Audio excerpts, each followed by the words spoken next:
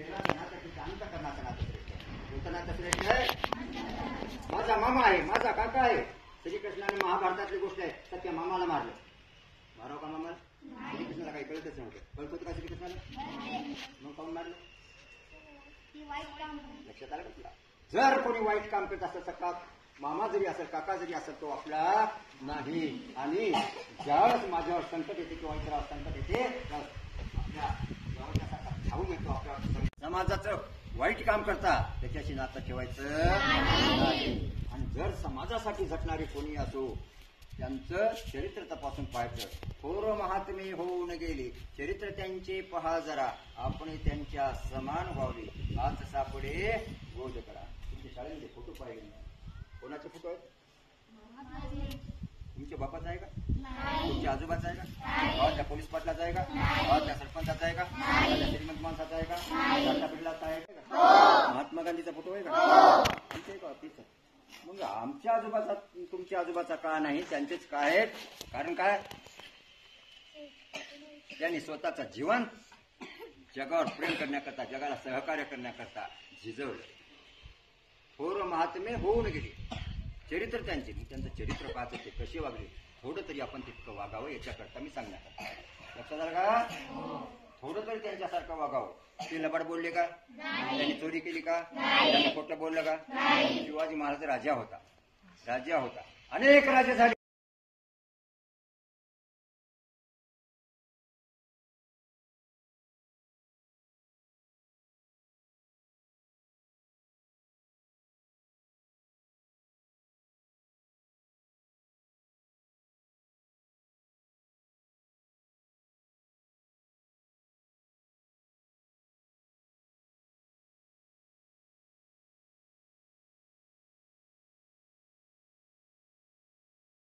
शिवाजी सारखा राजा का नाही? कारण का दुसऱ्या राजाने आम्हाला लुबाडण्याचा प्रयत्न केले. हिंदू, मुसलमान, शीख, पारसी कोण्याही जातीचे असो, कोण्याही धर्म इंग्रजाचं राज्य होतं. अनेक राज्य होते. शिवाजी हिंदूचा राजा होता म्हणून चांगला की दुसऱ्याचा कोणाचा होता म्हणून चांगला? कोण्या जातीचा, कोण्या धर्माचा नाही. धर्म एकच आहे. शिवाजी महाराज सारखा राजा. मानव सारे एक समान, कृत्रिम इथली सारी बंधने, रचली कोणी स्वार्थी मनाने, आपण सारे एकजुटीने करू तयाचे खंडन. कोणी मराठा नाही, कोणी मातंग नाही, कोणी चांभार नाही. कुठली तरी जात आहे, हे माणसाच्या कर्मावून झाली, हे माणसाने निर्माण केली. पण परमेश्वरानं आपलं माणूस म्हणून निर्माण केलं. काय म्हणून निर्माण केलं? तुमचा जीवन आमचा जीव वेगळा आहे का? तुमचा आत्मा माझा आत्मा वेगळा आहे का? सगळे जरी वेगळे असले तरी आत्मा एक आहे आणि तोच त्या ईश्वराचा अंश आहे. कोणाचा अंश आहे? असा बसला होता बहिणीच्या दारात. कुठे बसला होता? त्याची सख्खी बहीण होती सुभद्रा. आणि द्रौपदी माहिती आहे की ना तुम्हाला? द्रौपदी कोण होती? त्याची मानलेली बहीण होती.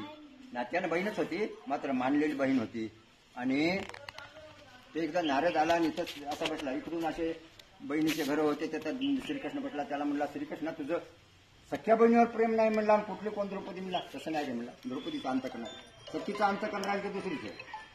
बहिणी झिपुट्या धरायला लागल्यात. माहिती आहे की नाही तुम्हाला? माहिती आहे की? कशा?